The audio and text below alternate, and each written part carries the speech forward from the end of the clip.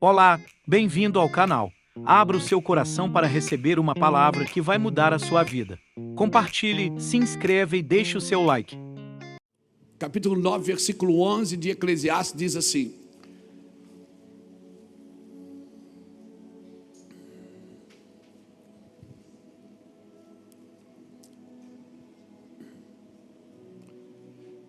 vi algo mais debaixo do sol, que não é dos ligeiros o prêmio, nem dos valentes a vitória, nem tampouco dos sábios o pão, nem ainda dos prudentes a riqueza, nem dos inteligentes o favor, mas o tempo e a sorte ocorrem a todos.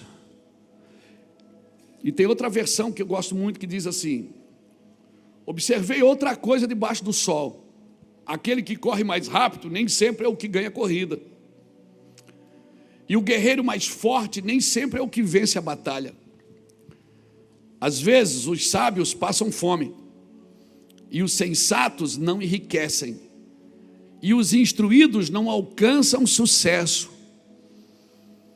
Tudo depende de se estar no lugar certo, na hora certa.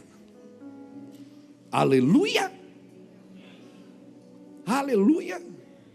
Eclesiastes de Salomão. Obrigado, Senhor, pela tua palavra. Irmãos, Salomão, sensacional. O cara que escreveu 3 livros. Quando ele está na força da sua idade, ele escreve Cântico dos Cânticos. Só fala de amor. Tem que ter maturidade para ler Cântico dos Cânticos, viu, irmão? É só amor. Noiva minha, pomba minha, tu que anda pelas fendas, quem é esta que aparece? Ali ele está exaltando o corpo da noiva, está exaltando a sua beleza, a sua formosura. O cara está na flor da idade, os hormônios estão fluindo. Depois, de uma certa idade, ele escreve Provérbios, um livro de uma pessoa mais madura, um livro de sabedoria. É tão interessante que Provérbios tem 31 provérbios. Eu costumo ler todo dia um provérbio. Isso é costume de casa de recuperação. Todo dia a gente lê um provérbio. E o mês que tem 30 dias, a gente lê no dia 30, o 30 e o 31. Amém? E aí, quando chega no final da vida, ele escreve Eclesiastes. E ele começa o primeiro capítulo dizendo assim: eu conheci um homem que aplicou a sua vida a buscar sabedoria e tal, e tal, e tal. Ele está falando dele mesmo. Então, querido, quando chega no final da vida, ele escreve Eclesiastes. E ele diz uma coisa, sabe de uma coisa? É tudo vaidade. E ele termina o livro de Eclesiastes dizendo: a conclusão de tudo é busque a Deus, tema ao Senhor, porque esse é o dever de todos os homens. Teme a Deus, esse é o dever de todos os homens. Então eu queria usar esse texto hoje para falar uma coisa, querido. Concentre-se na sua própria jornada. Concentre-se naquilo que o Senhor chamou você para fazer. Amém? Amém? Concentre-se nisso. Por quê? Porque são muitas vozes nos últimos dias. Muitas vozes. Todo mundo tem algo para dizer, nem que não seja importante, mas todo mundo parece que tem a necessidade de dizer algo. E nem todo mundo que tem necessidade de dizer algo tem algo para dizer. E às vezes é melhor ficar quieto. O silêncio é sabedoria. Até porque quem tem a língua grande tem a mão, quem tem a língua comprida tem a mão curta. Ou seja, fala muito, mas faz pouco. Obrigado pelo seu aleluia tão evangélico. Então, quem tem a língua comprida certamente tem a mão curta. Fala de coisas que não faz. Fala de coisas que não participa. Fala de coisas que nunca viveu e quer dar opinião sobre coisas que nunca experimentou. Isso é perigoso para a vida do ser humano. Então, aprenda isso, irmãos. Concentre-se na sua jornada. Amém? Você vai se decepcionar muito no caminho. Você vai passar muita luta no caminho. Tem crente aqui que passa luta? Ih, meu filho, tem muita gente que você ensinou a nadar e vai querer te afogar depois. Fica tranquilo. Mas vai. E pode? Pode. Por quê? Porque Deus deixa. Para quê? Para treinar você. Para preparar você em amor. E quanto mais você for assolado, mais você vai ter que se despertar em amor. Amém, irmãos? Amém? Amar o João é fácil porque deita a cabeça no seu peito. Amar o Judas é difícil. Falei do Judas, você lembrou de alguém agora, não lembrou? Mas isso passa. Então faz isso, meu irmão. E isso é assim mesmo. Às vezes a gente ouve uma música, Beto. A gente põe lá uma música no 3 em 1. Ninguém tem mais 3 em 1, né, irmão? A gente põe uma música lá no som e ouve a música, mas nem prestou atenção, mas está ouvindo a música, gostou da baladinha. Mas o dia mal, o dia que você está mal, você além de ouvir a música, você presta atenção na letra. Presta atenção na letra, porque parece que a letra entrou dentro de você. E você fica, pô, mas eu já ouvi essa música tantas vezes e ela não falou comigo como está falando hoje. Por quê?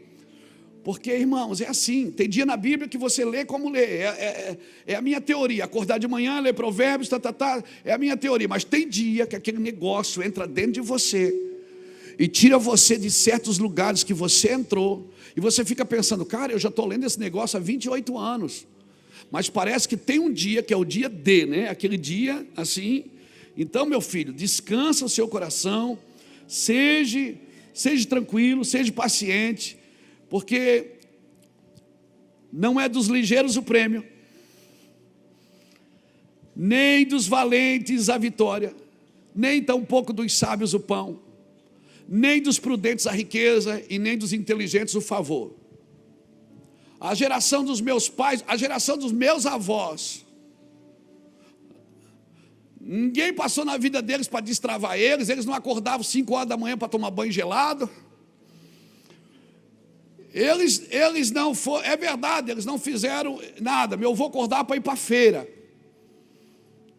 Criou seus filhos, seus mais de 10 filhos. Ainda teve tempo para impulsionar os seus netos a servir a Deus. Nós vamos criando coisa no caminho para impulsionar, porque eu vou te dar uma palavra que vai te ativar, vai te destravar. Tem tanta gente querendo destravar a gente na internet, que dá até medo da gente ser destravado. A gente destrava daqui, já cai na outra trava ali. É tanto site querendo destravar você. Todo mundo tem uma palavra. Faça essas 7 coisas que você vai prosperar. Meus avós não fizeram aquelas 7 coisas e eles prosperaram. Nossos pais não fizeram aquelas 20 coisas que era para fazer e eles prosperaram. Nós vivíamos com prego no pé, com piolho na cabeça. Quem já pegou piolho aqui? Levanta a mão. E aquela desgraçada, aquela lata do Neucid, tlac, tlac, tlac, tlac. É ou não é? Quem já viveu isso na vida? Ninguém nunca morreu com Neucid, irmão. Depois enrolava a fronha na cabeça, lembra? Os piolhos parecem que iriam entrar dentro da cabeça da gente. É ou não é? Enfiava um prego no pé, a mãe botava uma cebola roxa para puxar o tétano. Dor de cabeça, que comprimido analgésico o quê? Põe batata, descasca. E a batata às vezes, eu via ela no outro dia. Batata que curou dor de cabeça, não vai curar dor no estômago? Vai ou não vai? Então, meu irmão, deixa eu te falar uma coisa. A gente foi criando muita coisa. A gente foi enfiando muita coisa no Evangelho. A gente foi botando muitos métodos, muitas teologias, muitas falácias, muitas estratégias. Mas eu quero dizer que se você voltar lá na origem, o Evangelho ainda é o poder de Deus para a salvação. O Evangelho ainda é o poder de Deus para a salvação. E por isso eu não me envergonho do Evangelho. E se Deus precisar de alguma autoajuda, então Ele não é Deus. Ele é Deus. E deixa claro que nem sempre é os que estão preparados que vencem. Ele abençoa quem Ele quer, aonde Ele quer, como Ele quer. Você precisa estar no lugar certo, na hora certa, porque Ele é Deus. Aleluia. Ah, meu Deus! Mas por favor, preste atenção na profecia. Irmãos, todas as vezes, sempre que não julgamos os que os profetas disseram, o resultado foi cativeiro. Sempre que a gente não julgou o que os profetas disseram, o resultado foi quedas de muro, cidades destruídas. A Bíblia é profética, irmão, ela não é patética, a Bíblia é profética. E tudo na Bíblia está anunciando e apontando para um lugar e para uma pessoa, para a pessoa de Jesus. Então, como disse o Natan quando estava fazendo oferta aqui, Deus quer me abençoar, Deus quer me prosperar, e Deus não tem problema nenhum de eu ter dinheiro, de eu ser conhecido. Deus não tem esse problema, desde que isso tenha um propósito que vai edificar. Amém, irmãos? Então, por favor, preste atenção nas profecias. Leia, estude, se prepare. Não existe varinha de condão, não existe plano B de Deus para a sua vida. O que existe é um plano A. E quando eu saio do plano A, o que acontece? Deus cria planos adicionais com o único objetivo de te trazer de volta para o plano original. Deus tem um plano original, amém? E eu acredito que nós temos alguns anos para construir algo que não vai dar resultado agora. Evangelho é isso. Nem sempre o que você está construindo vai dar resultado na sua geração. Talvez o que você está fazendo agora nas nações, indo levar comida, abençoando pessoas, plantando igrejas, talvez não é a minha geração que vai colher, a geração dos seus filhos que vão colher isso. Talvez eu estou aqui porque eu fui profetizado um dia. Eu não estou aqui porque eu sou o melhor, não. Eu fui profetizado e por isso eu estou vivendo a profecia que alguém declarou, meus avós declararam, minha família declarou. Então eu acredito que nós temos alguns anos para construir algo que não dará resultado agora. Nós estamos construindo juntos, mas os blocos são separados. E não tem problema nenhum os blocos ser separados. Desde que eu entenda isso, irmãos, não é do ligeiro prêmio. Então para de correr. Desacelera. Quem acelera demais vai ter que frear muito. A vida é uma simetria de equilíbrios. Todos os excessos são perigosos. E excesso de religiosidade é perigoso, assim como o excesso de pecado. Tem pessoas que elas não são pecadoras, mas elas são tão religiosas que elas matam as suas gerações. Não é dos ligeiros o prêmio, nem dos valentes a vitória. Sossega, irmão. Tem gente que entra no carro para dirigir, endemônia na hora. O enxu do trânsito pega ele. O cara é uma benção, ele pegou atrás do volante e já era. Meu irmão, seja paciente no trânsito para não ser paciente no hospital. É, pastor, é. Ainda se tivesse aqui, ela ia dizer, é verdade, apontando para mim assim. Mas ela não está aqui, então eu aproveito, aleluia. Então, nós temos que entender como que nós vamos gerar o que estamos gerando.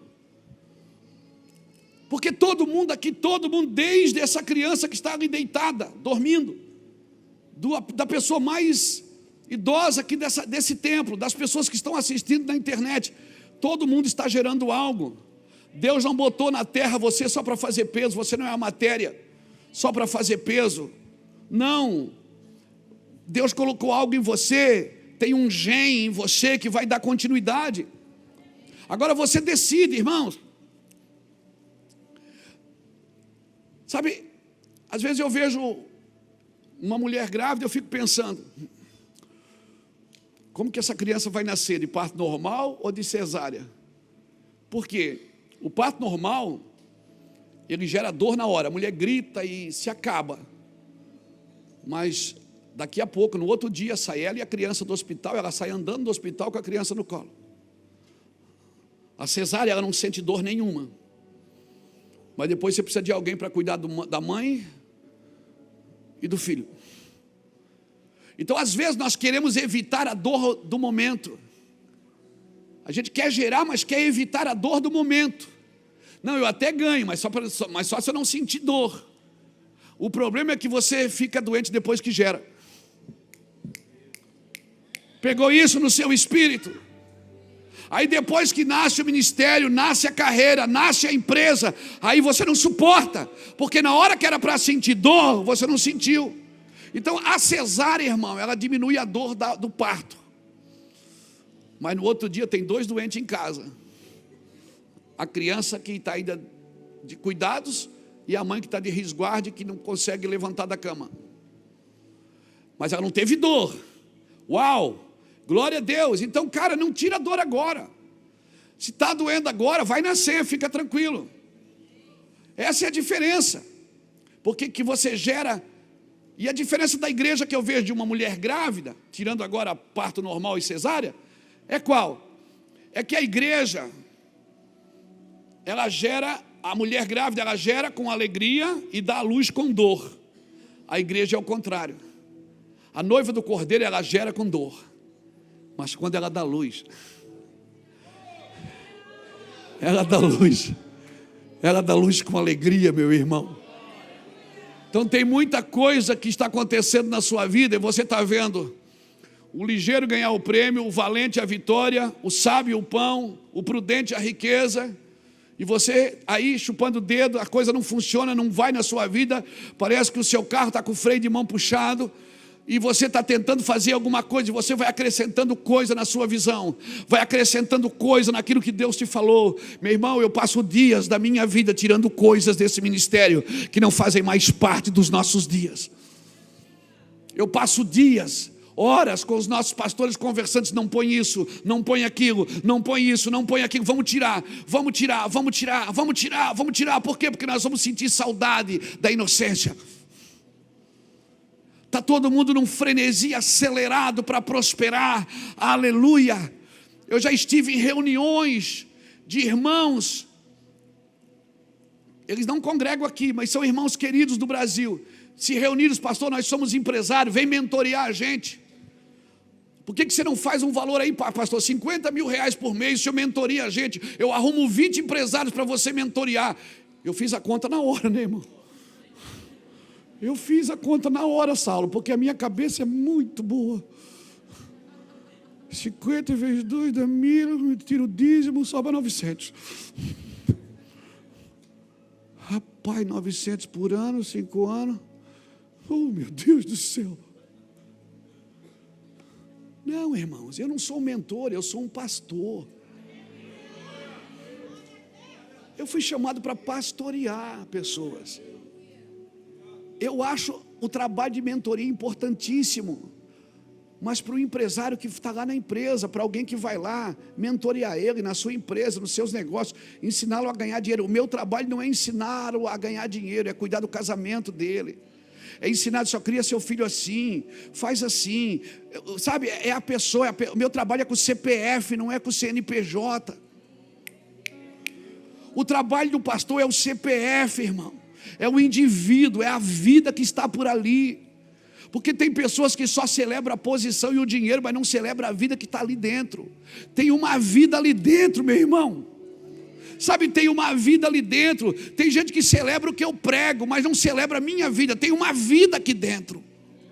Tem um pai aqui dentro, tem um marido, tem um filho, tem um avô, tem um cidadão. Nós somos bons para celebrar o que as pessoas fazem, mas não quem elas são.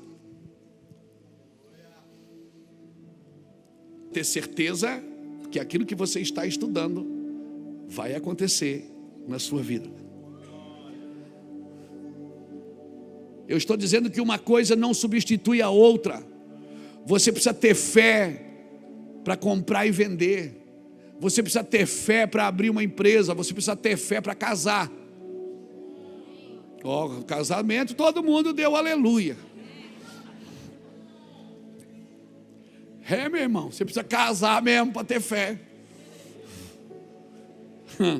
Aleluia. Abraão, qual era a verdadeira fé que era alimentada em Abraão? Qual era a informação prévia que Abraão tinha? Gálatas capítulo 3, versículo 8.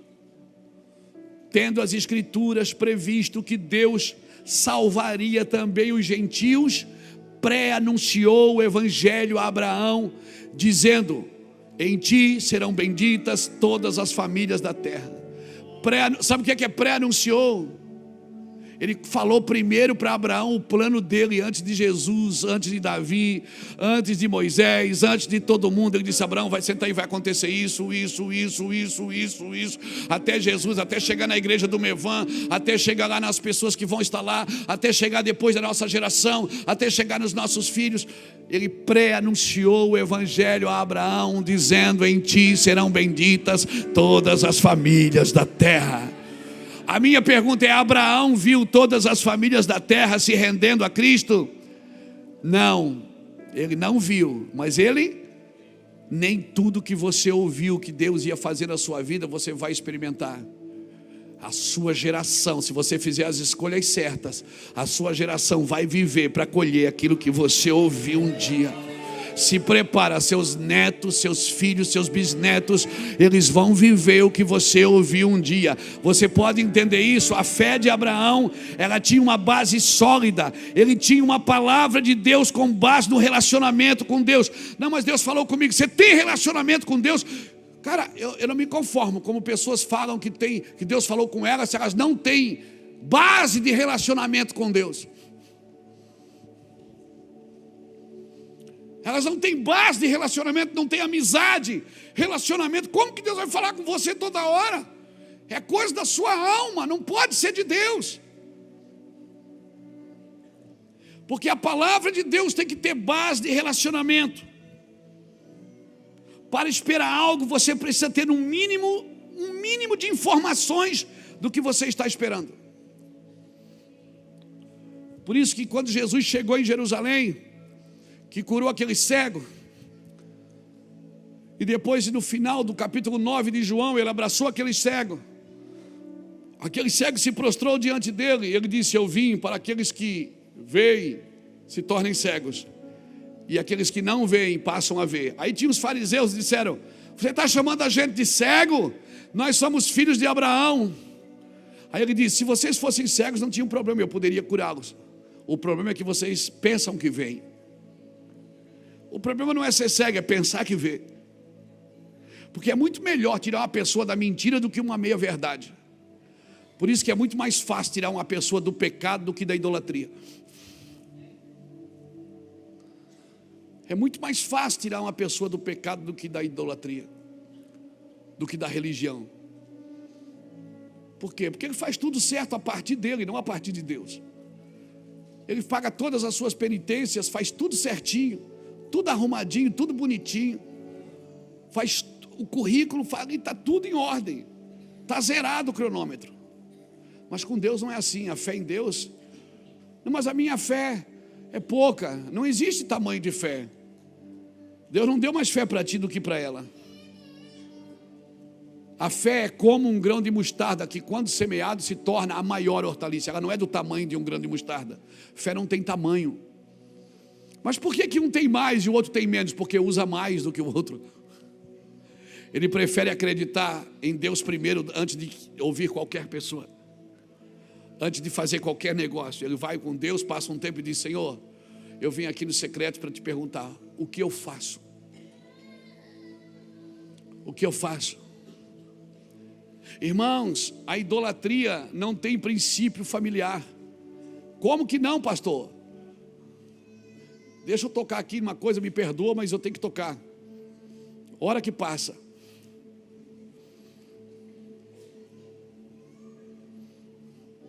Os sacerdotes da idolatria não têm família.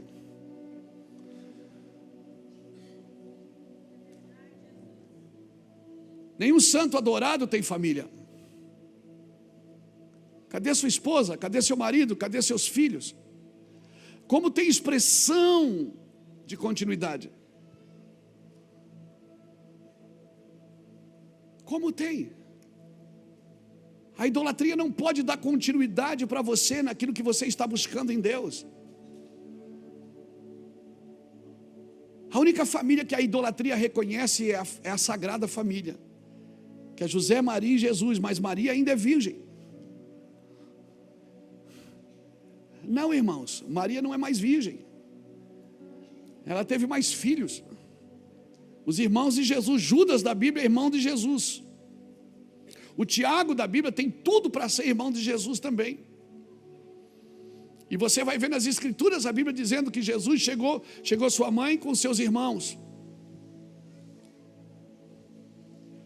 Porque para dar continuidade precisa ter contato, precisa ter sexo, precisa ter coabitação. Coabitação. Isso. A idolatria não pode dar continuidade, por isso que a idolatria não cumpre o seu propósito na sua vida. Você vai adorar e você vai morrer e não vai dar continuidade. E eu sei que muitos de nós fazíamos isso por amor a Deus. Só que a idolatria não tem família, não dá continuidade. Mas isso é para um outro dia. Irmão, para esperar algo você precisa ter o mínimo de informação do que você está esperando. Precisa ter certeza e convicção, uma informação prévia. Sua fé tem que estar alinhada com a fé da Bíblia. Por isso que Abraão era o pai da fé. Ele é a base da fé na terra. Abraão é a base da fé na terra, é a base da fé na terra. Deus tirou ele de Ur dos Caldeus, o seu pai era idólatra. A família dele vendiam imagens de escultura da idolatria, e Deus tirou ele de lá, de Ur dos Caldeus, e disse: vai para uma terra que eu te mostrarei. Agora ele vai para uma terra que tinha fome, deixou a sua família, e agora aquela terra vai mudar se ele profetizar sobre ela. Bota aqui para mim Gálatas 3, versículo 26 a 29. O pai da fé é Abraão, ele é a base da fé na terra. Aprenda com esse pai, que é o pai da fé.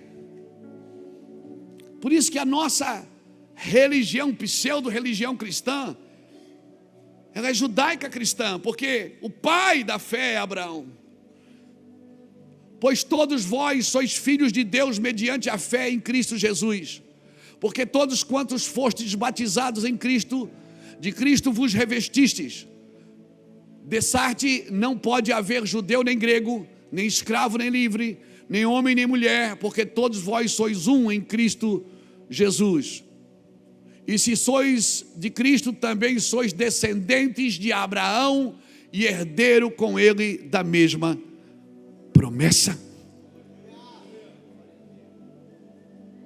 Se não me falha a memória, Abraão foi pai com quantos anos? 100. Então não é dos ligeiros o prêmio.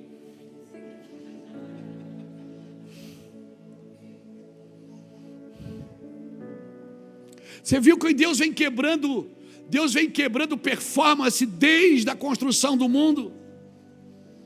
Você vai vendo, veja bem, eu não estou dizendo que você não tem que treinar, se preparar, estudar, ensaiar. Por favor, seja bom naquilo que você faz, seja o melhor nisso. Eu estou dizendo que nada disso que você fizer vai substituir a fé que você precisa ter em Deus. Abraão foi pai aos 100 anos, e depois teve mais um monte de filhos depois de Isaac. Seja bem-vindo ao campo da fé onde Deus governa. Não é dos ligeiros o prêmio, nem dos valentes a vitória, nem tampouco dos sábios o pão, nem dos prudentes a riqueza. O favor de Deus acontece a todos. Eu preciso estar no lugar certo e na hora certa. E qual é o lugar certo para mim estar então, pastor? Está naquilo que Deus me disse. Deus me disse isso, então eu vou ficar aqui. Pastor, mas faz assim. Pastor, faz assado. Pastor, por que o senhor não? Não dá.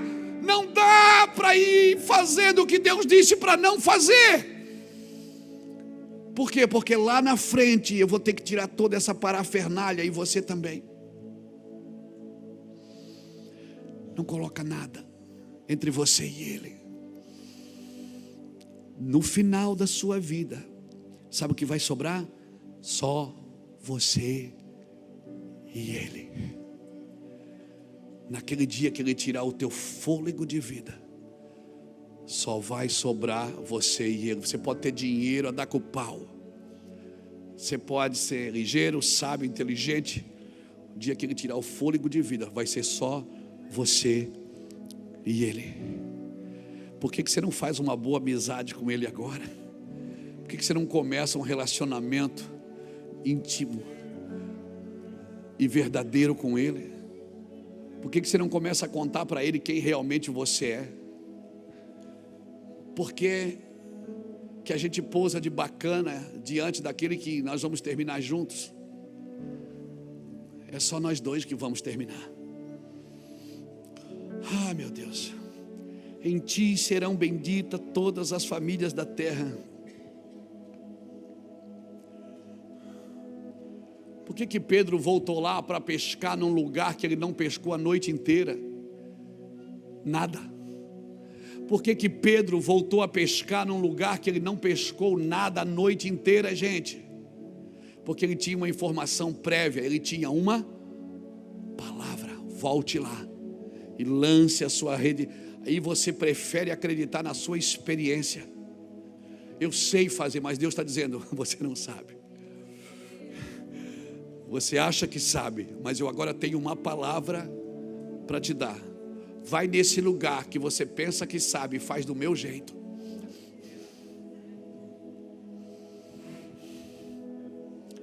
Isso é evangelho de Jesus. Vai nesse lugar. Pedro tinha uma palavra, ele tinha a informação prévia. A palavra sempre é informação prévia.